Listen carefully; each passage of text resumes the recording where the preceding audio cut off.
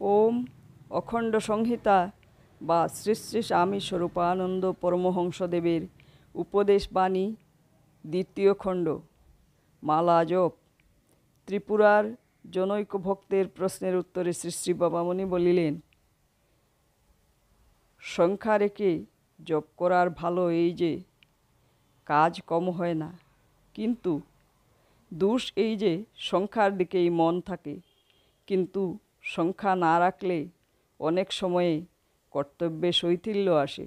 তাই শ্রেষ্ঠ উপায় হচ্ছে এই প্রতিজ্ঞা করে বসা যে উপাসনা 3 মিনিটই করি আর 3 ঘন্টাই করি, নাম জপ 12 বারই করি বা 1,00,000 বারই করি, যতক্ষণ জপ করতে করতে বাহ্যজ্ঞান বিরহিত না হয়ে পড়ি ততক্ষণ তা ছাড়ব না। প্রাণ দিয়া নাম জপ। শ্রী শ্রী বাবামণি বললেন, নিয়মের জপের সময়ে এইটি থাকবে তোমার প্রতিজ্ঞা, 4 বার তোমার দৈনিক উপাসনা করাই চাই। হাজার কাজের ঝঞ্ঝাট থাকুক, তবু নিয়ম রক্ষা করতেই হবে। সেই 4 বারের 2 বার তুমি জপ করবে প্রাণ ভরে, হৃদয় ভরে, সর্বস্বের বিনিময়ে। নিয়ম রক্ষার সুফল। প্রশ্ন, মনই যদি না বসলো তবে শুধু শুধু নিয়ম রক্ষার জন্য বসে লাভ কি? ও তো কেবল মনকে ফাঁকি দেওয়া মাত্র। শ্রী শ্রী বাবামণি বললেন, নিয়ম রক্ষাকে এক হিসাবে মনকে কলা দেখানো বলা চলে। সত্যি এক হিসাবে ওটা একটা ফাঁকি। নামে মন মজালাম না, তবু ঢিপ ঢিপ করে 3টা প্রণাম করে চোখমুখ বুজে বসে পড়লাম পূজার আসনে।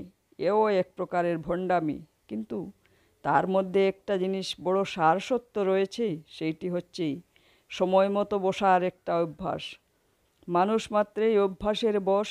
ঠিক সময় মতো প্রতিদিন সাধনে বসার যে একটা অভ্যাস, এটা যদি এনে ফেলতে পারো, তাহলে যেদিন তোমার কাজের ঝঞ্ঝাট নেই, চাকরির তাড়া নেই, যেদিন পেয়েছো ছুটি বা বিশ্রাম, সেদিন ওই সময়ে মনকে দীর্ঘকাল ধরে নামের সেবায় বসিয়ে রাখতে কষ্ট বোধ করবে না।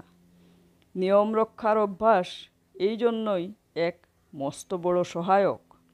তাই একে একদম ফাঁকি বলে তুচ্ছ করা যায় না। শ্রেষ্ঠ জপ। শ্রী শ্রী বাবামণি বললেন, মালা জপের চাইতে করে জপ শ্রেষ্ঠ। করে জপের চাইতে মনে মনে জপ করা শ্রেষ্ঠ। মনে মনে জপ করার যত কৌশল আছে, তার মধ্যে স্বাভাবিক শ্বাস প্রশ্বাসের জপ শ্রেষ্ঠ এই জন্যে যে শ্বাস প্রশ্বাস অবিরতই তো তোমার চলছে, ক্ষণকালের জন্যও থামছে না।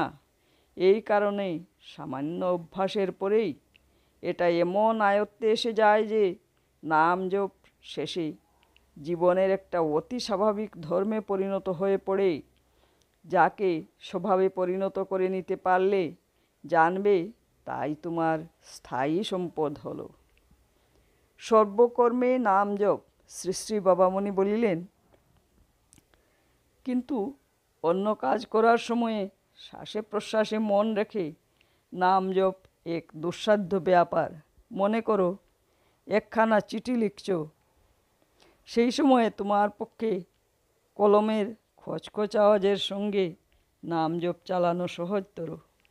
লেখনী কত বিষয়ের কত কথাই হয়তো লিখে যাচ্ছে, কিন্তু তার গমনকালীন আওয়াজটির দিকে একটু লক্ষ্য রাখলেই তুমি তার সাথে সাথে তোমার ইষ্ট নাম জপ করতে পারো। তাতে লেখনীরও গতি, বিরাম বা শ্লথতা হয় না, অথচ সঙ্গে সঙ্গে নাম জপ করার সুফল তুমি অর্জন করতে পারো। পথ দিয়ে চলে যাচ্ছ, তখন তুমি তোমার পদশব্দের সঙ্গে সঙ্গে অবিরাম অবিচ্ছেদ নাম স্মরণ করতে পারো। এতে তোমার গন্তব্যস্থানে পৌঁছার কোনো ব্যাঘাত হয় না, অথচ নাম জপের যে আনন্দ তৃপ্তি, তা অনুক্ষণ লাভ করতে পারছ। ছোট বড়, উচ্চ নীচ, স্থায়ী অস্থায়ী সকল কর্মে এভাবে তুমি অবিরাম নাম স্মরণ করতে পারো। এমন মজার কিছুতেই নেই। সর্বাবস্থায় নাম জপ। শ্রী শ্রী বাবামণি বললেন, শুধু সর্বকর্মেই নয়, সর্বাবস্থাতেই তুমি অবিরাম নাম স্মরণ করতে পারো। বারংবার স্মরণের নামই জপ, অবিচ্ছেদ ধারণারই নাম ধ্যান।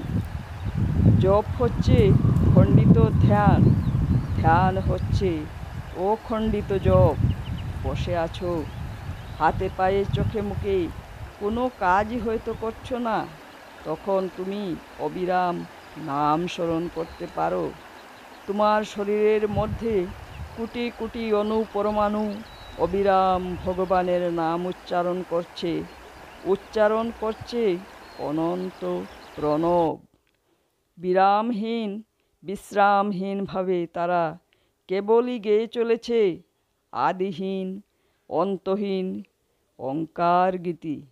তার দিকে লক্ষ্য দিয়ে তুমি সর্বাবস্থায় নামের সেবা করতে পারো। নাম সেবাও একটা আর্ট। শ্রী শ্রী বাবামণি বললেন, নাম সেবা একটা গ্রাম্য কাজ নয়, আনাড়ির কাজও নয়, এটা দস্তুর মতো একটা আর্ট। নৃত্য, গীত, নাট্য, কাব্য প্রবৃত্তির চর্চা যেমন আর্টের চর্চা, রসের চর্চা, জানবে নামের সেবাও তেমন একটা আর্টের চর্চা, রসের চর্চা। এ চর্চা করতে করতে আপনা আপনি কত হাজার রকমের কৌশল বেরিয়ে যায়, যাতে অল্প শ্রমে মৌমাছির চাক থেকে অজস্র মধু আহরণ করা যায়।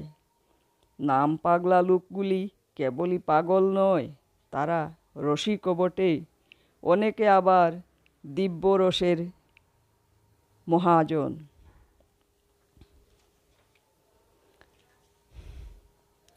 শ্বাসে প্রশ্বাসে নাম জপের সুফল। জনৈক জিজ্ঞাসু প্রশ্ন করিলেন, নাম জপ করতে হলে কি শ্বাসে প্রশ্বাসেই করা উচিত? করে বা মালায় করা উচিত নয়? শ্রী শ্রী বাবামণি বললেন, এই বিষয়ে গুরু উপদেশ যেমন পেয়েছ তেমনি করো।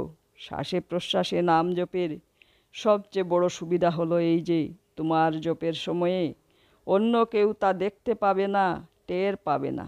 শ্বাসে প্রশ্বাসে নাম জপের সবচেয়ে বড় লাভ হলো এই যে, এই অভ্যাসটি খাঁটিভাবে হয়ে গেলে, এমনকি যদি হঠাৎ তুমি মরেও যাও, তাহলেও মৃত্যুকালে নাম স্মরণ হবেই হবে।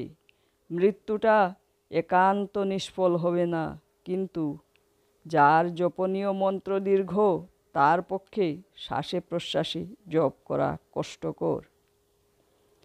শ্বাসে প্রশ্বাসেই জপের নিয়ম।